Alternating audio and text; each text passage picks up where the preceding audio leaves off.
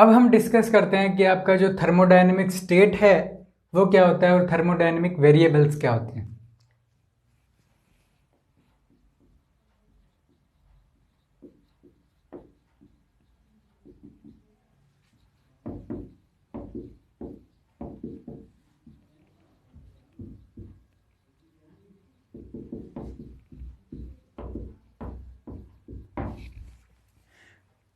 अब इसको समझने के लिए हम क्या करते हैं, फॉर एग्जांपल हम क्या है किसी भी मैकेनिकल सिस्टम को स्टडी करने के लिए क्या करते हैं। फॉर एग्जांपल अगर कोई पार्टिकल है वो क्या है किसी वेलोसिटी से मूव कर रहा है और उसका जो वेलोसिटी है वो चेंज हो रहा है, देन हम क्या करते हैं उसका डिफरेंशियल इक्वेशन निकालते हैं और इक्वेशन ऑफ मोशन है उसको हम क्या है एक तरीके से स्टडी करते हैं। और इक्वेशन ऑफ मोशन हमारे पास कुछ ऐसा आएगा। फॉर एग्जांपल हमने क्या किया, उसका जो पोजीशन था वो क्या है टाइम के हिसाब से क्या किया, हमने फाउंड आउट कर लिया कि कितने टाइम पर उसका पार्टिकल का कितना उसका पोजीशन होगा, या फिर हम बोल सकते हैं कितना उसका वेलोसिटी होगा अगर हमने टाइम की एक तरीके से फॉर्म में उसको फाइंड आउट किया है तो ओके।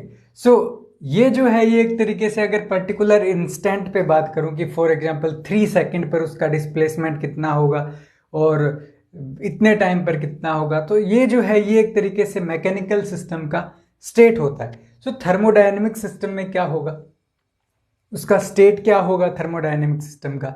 ओके, थर्मोडायनेमिक सिस्टम का क्या है जो स्टेट है, ओके स्टेट जो है वो आपका क्या बताता है, उसकी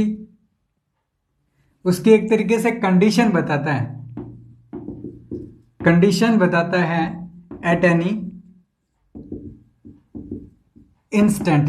ओके, स्टेट है वो क्या होता है थर्मोडायनेमिक सिस्टम का कंडीशन बताता है किसी भी इंस्टेंट पे। अब किसी भी इंस्टेंट पे उसका कंडीशन बताएगा, देन उसके लिए कोई क्वांटिटीज होनी चाहिए। सो इसके लिए क्या है मेजरेबल क्वांटिटीज होती हैं,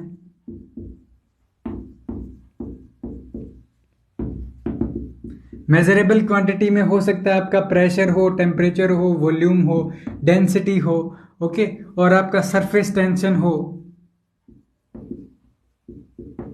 ओके, ये जो क्वांटिटीज हैं ये आपके सिस्टम का ये मेजरेबल क्वांटिटी है। ओके, मैक्रोस्कोपिक क्वांटिटी है, डायरेक्ट आप मेजर कर सकते हो इन क्वांटिटीज को। सो किसी भी इंस्टेंट पे pressure, temperature, volume, density, surface tension, ये जो चीजें हैं, हो सकता है इलेक्ट्रिक फील्ड भी हो, ओके इलेक्ट्रिक फील्ड भी उसके अंदर है, तो ये जो क्वांटिटीज हैं ओके ये आपकी होती हैं थर्मोडायनेमिक वेरिएबल्स। ओके, इनको बोलते हैं आप थर्मोडायनेमिक वेरिएबल।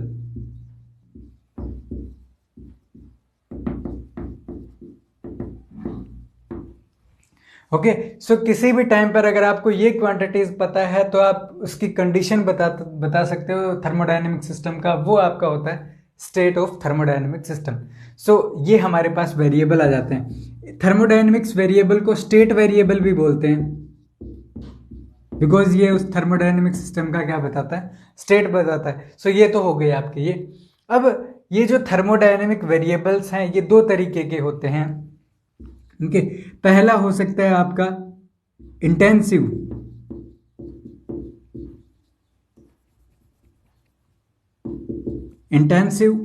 दूसरा हो सकता है आपका एक्सटेंसिव। सो इंटेंसिव प्रॉपर्टीज क्या होती हैं, एक्सटेंसिव वेरिएबल्स क्या होते हैं, सो ये हमें पता होना चाहिए। ओके, सो वो क्वांटिटीज जो क्या है आपके नंबर ऑफ पार्टिकल पे डिपेंड करती है, नंबर जो उसका मास कितना है उस पे, बिकॉज नंबर ऑफ पार्टिकल पे डिपेंड करेगा तो उसका मास भी आ जाएगा नंबर ऑफ पार्टिकल के साथ। ओके, सो इट मीन जो क्वांटिटीज जो आपके मास के साथ भी डिपेंड करती है और उसके अंदर नंबर ऑफ पार्टिकल पे भी डिपेंड करती है, वो जो चीजें हैं वो आपकी एक्सटेंसिव चीजें होती है, एक्सटेंसिव वेरिएबल्स होता है। ओके, इसमें कर सकता हूं डिपेंड अपॉन, यहां पे अगर मास को मैं कैपिटल एम से लिख देता हूं, mass and number of particle को मैं एन से लिख देता हूं, तो depend upon M and N, number of particle और आपके मास पे डिपेंड करता है, वो एक्सटेंसिव प्रॉपर्टी हो जाती है। अब एक्सटेंसिव की क्या है एग्जांपल क्या है, एक्सटेंसिव प्रॉपर्टी देखिए कौन सी हो सकती है, जो डिपेंड करेगी नंबर ऑफ पार्टिकल पे, मास पे। सबसे पहले आता है वॉल्यूम। ओके, कि जितने ज़्यादा आपके जो पार्टिकल्स हैं वो होंगे तो ज़्यादा वॉल्यूम ऑक्यूपाई करेंगे। सो इसमें फर्स्ट आ जाता है आपका वॉल्यूम। और इसके अंदर आप एरिया भी लिख सकते हो, कितना एरिया हो, बिकॉज वॉल्यूम ज़्यादा है तो उसका एरिया भी ज़्यादा होगा। ओके, अब इंटेंसिव का एग्जाम्पल कौन से होते हैं? ओके, कि हमें पता है कि क्वांटिटीज क्या हैं, ये आपकी डिपेंड नहीं करती नंबर ऑफ पार्टिकल और मास पे। इसका एग्जांपल क्या क्या हो सकते हैं? प्रेशर। देखिए प्रेशर कैसे है। फॉर एग्जांपल अगर आप किसी कंटेनर में बात करो तो आप क्या कह सकते हो कि मास जो है वो प्रेशर को इफेक्ट नहीं कर सकता। ओके, और एग्जांपल क्या है? डेंसिटी। बिकॉज मास कैसे इफेक्ट नहीं कर सकता? बिकॉज ये पर यूनिट वॉल्यूम होता है ना, तो मटेरियल में सब जगह सेम होगा। ओके, चाहे आप उसका वॉल्यूम कम ले लो चाहे ज़्यादा ले लो, डेंसिटी जो है वो आपका सेम रहता है। इसके अंदर और भी कई चीज़ें लिख सकते हो, जैसे आपका सरफेस टेंशन है। ओके, इलेक्ट्रिक फील्ड है, फील्ड तो सेम रहेगा ना सब जगह। सो इस तरीके से इंटेंसिव और एक्सटेंसिव जो आपके वेरिएबल्स हैं वो कंप्लीट हो जाते हैं। अब हम देखते हैं कि क्या प्रॉपर्टीज हो सकती हैं इन एक्सटेंसिव और इंटेंसिव जो वेरिएबल्स हैं इनकी, और कैसे हम इनको पहचान सकते हैं कि कौन सा वेरिएबल है वो एक्सटेंसिव है और कौन सा इंटेंसिव है। ओके, सो इसके लिए सबसे इजी वे है कि आप क्या करो। फॉर एग्जाम्पल क्या है, आप ये जो हमारे पास सिस्टम था, ओके, इसको आप क्या है दो पार्ट में डिवाइड करो। ओके, ये आपका पार्ट सपोज y1 पार्ट आया, ये आपका y2 पार्ट आया। ओके, देन आप क्या करो, इस बीच वाली बाउंड्री को क्या कर दो, रिमूव कर दो। ओके, इसका सपोज हमारे पास कैपिटल Y आया, तो इट मीन्स जो y जो है टोटल है वो अगर y1 प्लस y2 हो जाता है ना, वो जो क्वांटिटी है वो आपकी एक्सटेंसिव क्वांटिटी होती हैं। कैसे? फॉर एग्जाम्पल यहां पर ये आपका क्या है, V1 वॉल्यूम था, ये V2 वॉल्यूम था, तो दोनों को ऐड करोगे तब टोटल वॉल्यूम मिलता है ना। सो वॉल्यूम आपका एक्सटेंसिव हो जाता है। उसी तरीके से एरिया होता है कि सपोज ये इतना एरिया है और फिर हमने इतना एरिया और किया, तो दोनों को ऐड करेंगे तो टोटल एरिया, सो एरिया भी एक्सटेंसिव में आ जाता है। अब इंटेंसिव देखते हैं कि ये जो है y is not equal to क्या है, y1 प्लस y2 होता है। नॉर्मली क्या होता है, ये जो है आपका इंटेंसिव, ये आपके क्या होते हैं, इक्वल होते हैं सभी।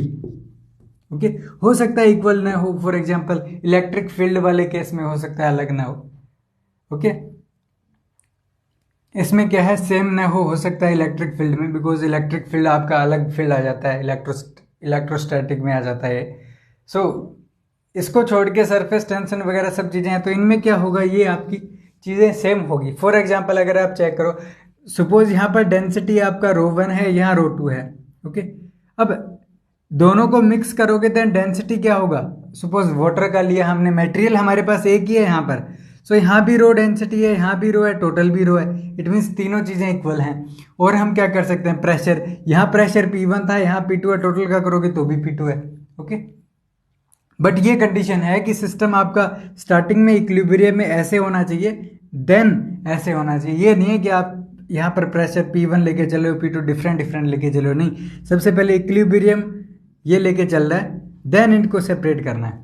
ओके, अब इक्विलिब्रियम जो है वो उसके अंदर जो है वो आपका स्टेट फिक्स होता है। ओके, अगर आपका इक्विलिब्रियम कंडीशन है, देन स्टेट जो है वो आपका क्या है, कांस्टेंट हो जाता है, टेम्परेचर के साथ चेंज नहीं होता। तो ये भी एक इंपॉर्टेंट पॉइंट आता है यहाँ पर। प्रेशर है, वॉल्यूम है, डेंसिटी है, सब चीज़ें आपकी कांस्टेंट हो जाती हैं with respect to time. Okay, so इस तरीके से हमने क्या किया, एक्सटेंसिव और इंटेंसिव प्रॉपर्टीज़ को कैसे हम एक तरीके से डिफ्रेंशिएट कर सकते हैं मैथमेटिकली, कि क्या उनके पास प्रॉपर्टी हो सकती है, तो वो हमने डिस्कस की। ओके, अब हम डिस्कस करते हैं कि एक्सटेंसिव और इंटेंसिव जो वेरिएबल्स हैं उनके बीच में इंटरेक्शन क्या हो सकते हैं। ओके, ऑपरेशन क्या हो सकते हैं। ओके, सो उनको डिस्कस करते हैं कि सपोज हमारा कैपिटल F जो है वो मेरा सपोज इंटेंसिव वेरिएबल है। ओके, और स्मॉल f जो है वो अपना एक्सटेंसिव है। सो इसमें हम ऑपरेशंस जो है उनको क्या डिस्कस करने वाले। सपोज फर्स्ट है, अगर मैं दो डिफरेंट इंटेंसिव वेरिएबल का मल्टीप्लाई करता हूं f1 इंटू f2, या फिर दोनों का ऐड करता हूं, या फिर दोनों को क्या है डिवाइड करता हूं, ओके, या फिर क्या है डेरिवेटिव करते हैं हम इस वेरिएबल का with respect to other variable. So ये जो जितने भी ऑपरेशन है, चाहे वो आप मल्टीप्लाई करो दो इंटेंसिव वेरिएबल का, ऐड करो या फिर डिवाइड करो या फिर डेरिवेटिव करो, ये जो वेरिएबल्स हैं जो भी इनका आउटकम आएगा वो हमेशा इंटेंसिव वेरिएबल्स ही होंगे। ओके, सेकंड बात आती है कि अगर आपका f1 और f2 जो है डिफरेंट एक्सटेंसिव वेरिएबल हैं, दो एक्सटेंसिव वेरिएबल का मल्टीप्लाई, उनका डिवाइड और उनका डेरिवेटिव, ये जो है एक्सटेंसिव, दो एक्सटेंसिव का इंटेंसिव बन जाता है। ओके, बट दो एक्सटेंसिव प्रॉपर्टीज है, उनको अगर ऐड करेंगे तो हमें हमेशा एक्सटेंसिव ही मिलेगा। तो f1 प्लस f2 जो है वो आपका एक्सटेंसिव प्रॉपर्टी होती है। ओके, एक्सटेंसिव वेरिएबल होंगे। और थर्ड आता है कि इन दोनों का अगर आपस में ऑपरेशन करें देन हमारे पास क्या आएगा कि सपोज कैपिटल F है इनटू स्मॉल f, दोनों का मल्टीप्लाई किया, ओके, और दोनों का क्या है डिवाइड कर सकते हैं f divided by small f, और del f divided by derivative कर सकते हैं विद रिस्पेक्ट टू दूसरे वेरिएबल के। ओके, और हमें पता है कि आप एक्सटेंसिव और जो इंटेंसिव है उसको क्या है आप ऐड नहीं कर सकते किसी भी तरीके से। ये जो है ये आपका क्या है पॉसिबल ही नहीं है, दो एक्सटेंसिव इंटेंसिव प्रॉपर्टी को ऐड कर ही नहीं सकते आप, बिकॉज यूनिट ही नहीं सेम होगा दोनों का। ओके, सो इसको डिस्कार्ड करते हैं। अब ये जो क्वांटिटीज हैं, जो मल्टीप्लाई है, डिवाइड है, डेरिवेटिव है, ये जो क्वांटिटीज होती हैं ये आपको एक्सटेंसिव क्वांटिटीज ही मिलती हैं। ओके, और इसके अंदर एक इंपॉर्टेंट पॉइंट आता है कि अगर आप दोनों का मल्टीप्लाई करते हो capital F into small f, ये जो है ये आपका एक्सटेंसिव है। ओके, अब इसका जो यूनिट है वो हमेशा, चाहे आपका कुछ भी हो वेरिएबल्स, इसका जो यूनिट है वो हमेशा आपका एनर्जी है उसका क्या आता है यूनिट आता है। फॉर एग्जाम्पल अगर आप इसको करना चाहो देन देखिए, प्रेशर है वो आपका इंटेंसिव वेरिएबल है, इनटू वॉल्यूम है वो एक्सटेंसिव है। सो दोनों का क्या है यूनिट चेक करते हैं। प्रेशर का कितना होता है न्यूटन पर मीटर स्क्वायर, ओके, इसका क्या होता है मीटर क्यूब। सो यहां से देखिए Newton m(l-1) t-2 into multiply करना है m(l3) t तो इसमें होगा ही नहीं, m0 होगा t0 होगा। ओके, सो यहां से मल्टीप्लाई किया देन कितना है m(l2) t-2, ये जो यूनिट है ये आपका एनर्जी होता है न्यूटन इंटू मीटर। ओके, सो किसी भी वेरिएबल को अगर आप चूज करोगे, एक एक्सटेंसिव होगा दूसरा इंटेंसिव, तो दोनों का जब भी आप मल्टीप्लाई करोगे आपके पास एनर्जी का यूनिट आने वाला है। ओके, सो ये हम आगे यूज करेंगे कि पीवी जो है वो आपका एक तरीके से वर्क डन का काम करेगा हमारे लिए थर्मोडायनेमिक्स में, उसको हम डिस्कस करेंगे बाद में। ओके, अब एक इंपॉर्टेंट पॉइंट और आ जाता है कि जो एक्सटेंसिव वेरिएबल हैं, अगर हम उनको पर यूनिट मास अगर कंसिडर करें, ओके, जैसे फॉर एग्जांपल कोई भी एक्सटेंसिव जैसे वॉल्यूम है, पर यूनिट मास कितना वॉल्यूम होगा। ओके, और भी कई तरीके के आ सकते हैं, जैसे एनर्जी है, पर यूनिट मास एनर्जी उसका कितना होगा, बिकॉज एनर्जी तो एक्सटेंसिव वेरिएबल आ गया ना यहाँ से। So energy per unit mass कितना होता है। सो ये जो चीजें होती है इनको हम स्पेसिफिक वेरिएबल बोलते हैं। ओके, जैसे ही पर यूनिट मास की बात आ जाती है तो ये जो है आपके स्पेसिफिक वेरिएबल्स बन जाते हैं। तो ये एक इंपॉर्टेंट पॉइंट है कि स्पेसिफिक वेरिएबल क्या होते हैं, कि वो वेरिएबल जो एक्सटेंसिव वेरिएबल को पर यूनिट मास मेजर करते हैं वो आपके क्या हैं, स्पेसिफिक वेरिएबल्स हैं। अब ये जो वेरिएबल है आपका, जो स्पेसिफिक वेरिएबल है, ये पर यूनिट मास आ गया, it means independent of mass है। सो ये आपका एक्सटेंसिव वेरिएबल नहीं हो जाता, ये आपका इंटेंसिव वेरिएबल हो जाता है, इंटेंसिव वेरिएबल। अब ये इंटेंसिव वेरिएबल बन गया। ओके, अब ये तो आ जाता है आपकी कि किस तरीके से एक्सटेंसिव वेरिएबल और इंटेंसिव वेरिएबल होते हैं। अब जो वेरिएबल्स हैं उनको दो और तरीके से डिफाइन किया जाता है। फर्स्ट होता है आपका इंटरनल, 2 नंबर होता है आपका एक्सटर्नल। सो एक्सटर्नल यहां पर ये वेरिएबल्स ही हैं। एक्सटर्नल वेरिएबल्स क्या होते हैं, इंटरनल वेरिएबल्स क्या होते हैं, सो इनको समझते हैं सबसे पहले।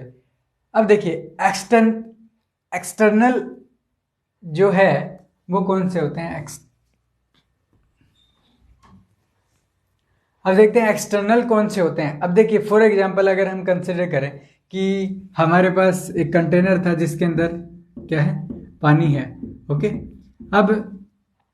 अब सपोज हमें क्या है, इस बॉक्स का वॉल्यूम निकालना है। ये हमारे पास एक डिफरेंट बॉक्स था, हमें इसका वॉल्यूम फाइंड आउट करना है कि कितना वॉल्यूम होगा। देन हम क्या करेंगे, अगर ये जो पानी है ये क्या है, यहाँ तक फिल है प्रॉपरली। ओके, देन अगर इसको इसके अंदर डिप करेंगे तो ये क्या है, जितना वॉल्यूम बाहर आया वाटर का उतना ही वॉल्यूम इसका हो जाएगा। उसको क्या है, मेजर कर लेंगे कितना है, सेंटीमीटर क्यूब में आ जाता है या फिर लीटर में, उसको आप यूनिट्स वगैरह को चेंज कर ही सकते हो।